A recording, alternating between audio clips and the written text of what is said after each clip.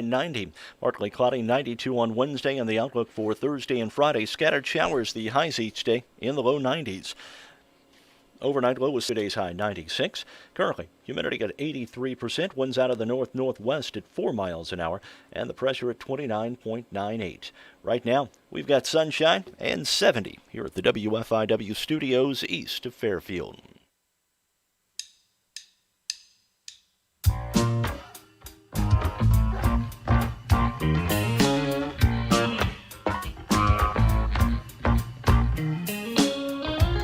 New theme song today, huh? I think the theme has taken a trip back to the 80s or the 70s. It's the same song. It's the same song.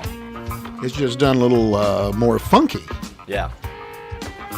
Well, thanks to Jeremy Smith for that. He's the instrumental genius behind that. That's Mark Turner over there. Good morning. Good morning to you. And over here we got Mike Pottorff. How you doing, Mike? Oh, I'm here. It's been a while. Glad Yeah, to have you back. Yeah, glad to be back. Glad Well, to be able to be back. Got some nice rain over the weekend. What'd you get? Well, Did you got not get about- much? Got about 3/10. Got in downtown? Yeah. Yeah, I got 3 or 4 at home. About it. Gee whiz. Got a little over 3/4 of an inch out at the farm, which really helped.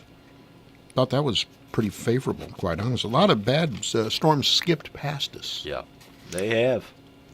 You were telling me about watching Cannonball? Yeah. What is that? Well, it's kind of a reality game show.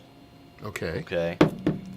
And this professional wrestler is one of the hosts, along with Professional wrestler. along with this lady, and they do different water sports. Like they'll send them down this huge water slide, and then it's like ski jumping, a huge water slide. Then they have a jump.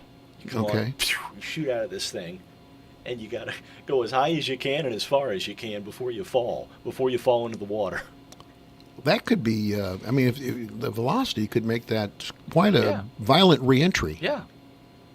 And you there- watched there that was for a an lot- hour? Yeah, there was a lot of belly flopping. Now, those are always fun. Yeah. It was the most insanely stupid show I think I've ever seen. I could not stop watching it. I tell you what I heard about over the weekend, and I've had more thoughts. Because the announcers, Yeah. they'd always go 3. They'd count you down 3, 2, 1, cannonball, and here they'd go. And if they belly flopped or something, I mean, it'd be like, oh. Now that's entertainment. Yeah. Well, on a Sunday afternoon when there's not much on. We were in, and almost everybody from Fairfield, it seemed, were in New Harmony over the weekend. We were celebrating our wedding anniversary there. Through the list of people that we ran into and talked to in New Harmony this weekend. I understand we missed Kathy Burkett, who was over celebrating a birthday. But we ran into, in this order, Dee Monge, Preston and Rita Matthews, Donna Masterson. Now, I didn't see Donna. She texted Carol that she had seen us. Susan Brake, Wilma Yates. Then we had a nice conversation with FCHS band leader Joshua Livesay and his wife. They were celebrating their 4th anniversary. And we just kept running in. It was amazing how many people we were. People are desperate. Absolutely. They are. Absolutely. To find, and that's so convenient and close, and yet it's, another state. It's a different, far enough away. Yeah.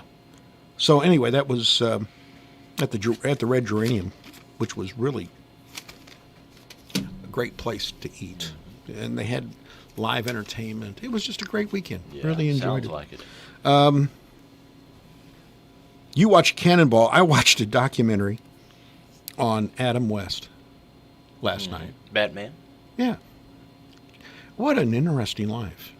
I mean, this guy peaked at, 1969, and then went through 10 years of never getting another role, having to dress up like Batman and go to car shows for 10 years and sign stuff and everything.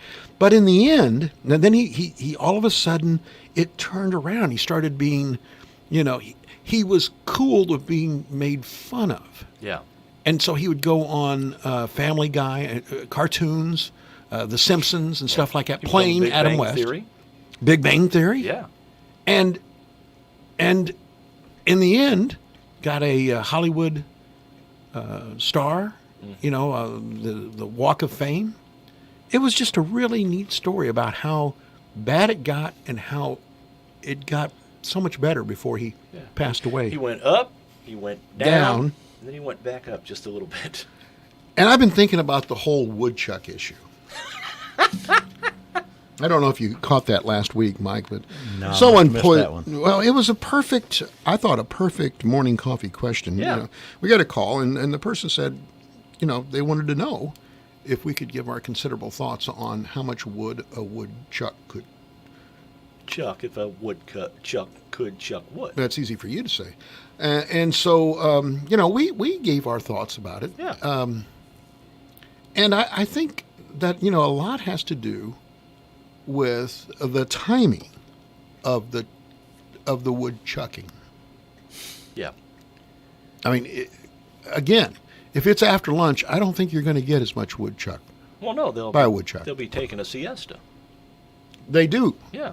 Most of the good woodchucking's done in the mornings. Well, I would think so. So Bright and early. I thought it would be important to address that, and you and I are continuing to research that, aren't Yes, we are. And we've got our best minds here working on it. Both halves. Do you know what a whistle pig is? A whistle pig. No, teach us. You just got through talking about it. A Groundhog. woodchuck is. They're called whistle pigs. Really? Yeah, Never heard of I that. had no clue. yeah. There's years and years ago when Dad and I used to hunt groundhogs. We'd find a groundhog.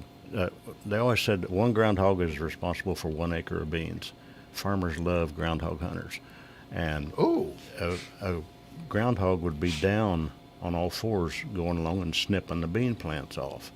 And Dad would whistle, and Dad could whistle, and he'd whistle, and the groundhog would stand up, boom.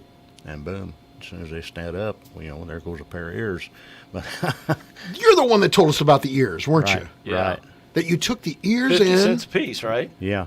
$1 in Wayne County and $1 for the tail in Richland County. So you could take the ears, Yeah, cash them in Wayne County, Yeah. and cash the tail in. Get $2. So, you know what I saw over the weekend? What? I saw a video on Facebook of a group of armadillos in the Shawnee Forest. No. Yeah. Well, that doesn't surprise me because we were in Well, Murfreesboro. And we saw yeah. them all the time. Yeah. All in alongside the road. Yeah. You just, Possum on the half shell. Yep. yeah, I guess so. I So- guess. And they were big. Yeah, they can I get didn't think big. they were that big, but they were huge. It's a regular sight in Oklahoma, Texas, Yeah. Arkansas, and now Southern Illinois. Yeah. All right, well, I think it's time.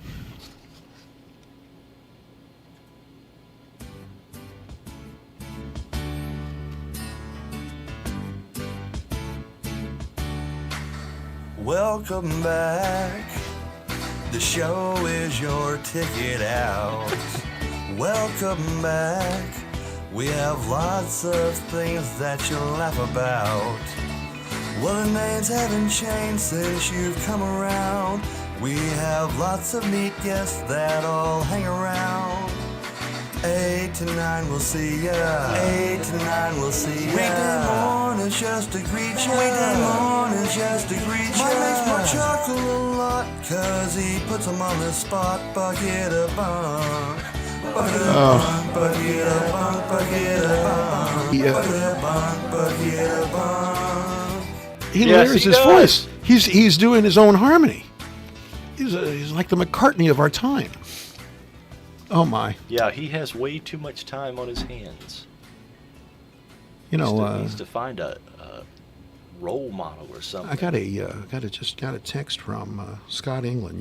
Who used to do that sort of stuff for us. He used to do jingles for us. He hadn't done any in a while. I know. No, he's got a picture back in Shawnee back in June that of armadillo that he. Yeah. They make good speed bumps. They'll slow you down. Bob Crane would be 92 today. You know who I'm talking about? Yeah, the guy from Hogan's Heroes. He died at the age of 49 in 1978. He had some mysterious circumstances I'm surrounding going to his get death, into didn't that. I'm going to get into that. He was a drummer at age 11, began his career as a radio broadcaster. First in New York City and then Connecticut before moving to Los Angeles. He hosted the #1 rated morning show in the early 1960s in L.A. That's pretty accomplished. That's pretty impressive. He moved into acting eventually landing the lead role of Colonel Robert Hogan in Hogan's Heroes. And that show aired from 65 to 71. Bing Crosby was the production company. I did not realize it was on for 6 years. Yes. Yes, It's it was. still on. Oh, yeah, it it never, is. Yep. it never stopped. I love it. Okay. Can you imagine? Can you imagine I had a friend who was in a German prison camp, much older than obviously than I was, and he had a certain resentment towards the show because he ate nothing but raw turnips for a year, and you got LeBeau down in the cave doing Yeah. cuisine. So he was afraid that there would be a generation that wouldn't understand what you put up with in Stalag 8 or whatever it was. They were in Stalag 13. After Hogan's Heroes ended, his career really declined. He was typecast. He was frustrated with the few roles that he got. He had to go out and do dinner theater, which is kind of the bane of being an actor. Same thing happened with Adam West. Anyway, he got a chance with a new show called The Bob Crane Show on NBC. It didn't last. So while he's on tour in June of 78 for a dinner theater production, he was found bludgeoned to death in his Scottsdale, Arizona apartment, the victim of a homicide. That murder remains officially unsolved. Now, 14 years later, evidence was put together that brought in a former partner of his, a guy that they tried for homicide, but it didn't stick. No, it didn't stick. But the partner and Crane would go together, and I'm going to try to keep this as G-rated as possible. yes, they would go together on weekends. They would use Crane's persona, the fact that he was Colonel Hogan. They would persuade women to be a part of the weekend. And they had elaborate videotape of all of the interactions. Of all of the activities. And those tapes, which they contended the women knew about, but clearly many of them did not know about. And so part of the police investigation was, can you imagine the cops fighting over who gets to investigate this one? Got to watch the evidence. You have to sit down and watch 80 hours of this. and so to see if they had any, they could come up with a list of the potential. A list of suspects. They found out that he was killed, bludgeoned, by a tripod that one of the cameras sat on. Oh. So anyway, they never found out. Never discovered who beat him. And the partner walked away. He was married twice. He had 3 kids. Bob Crane died at the age of 49 in 1978. Harrison Ford is 78 today. Of course, he gained worldwide fame for starring as Han Solo in the 1977 film Star Wars. He reprised that role 4 times over 42 years. And then he became Indiana Jones. And that was equally as successful. The 1981 film Raiders of the Lost Ark. Outside of his franchise role, notably portrayed heroic characters in many films. Witness in 1985, The Fugitive, he reprised in 1993. Air Force One, which is a good one. Yeah, that is a good one. From 1997. And it's on all the time. He also played Branch Rickey in the movie 42, Okay. the one about Jackie Robinson. Yeah. There's all kinds of games. In Present Danger. He's got, He did a lot on the Jack Ryan. Yes, he did thing, that too. So Total of $5.1 billion in the country, $9.3 billion worldwide. He's the fourth highest grossing domestic box office star of all time. Married 3 times, 5 children. He's married to Calissa Flockhart now. And they live in Jackson Hole, Wyoming.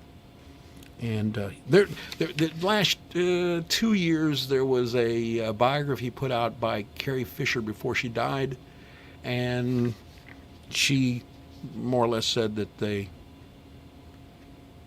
had a relationship during Star Wars. You remember, she was Princess Leia.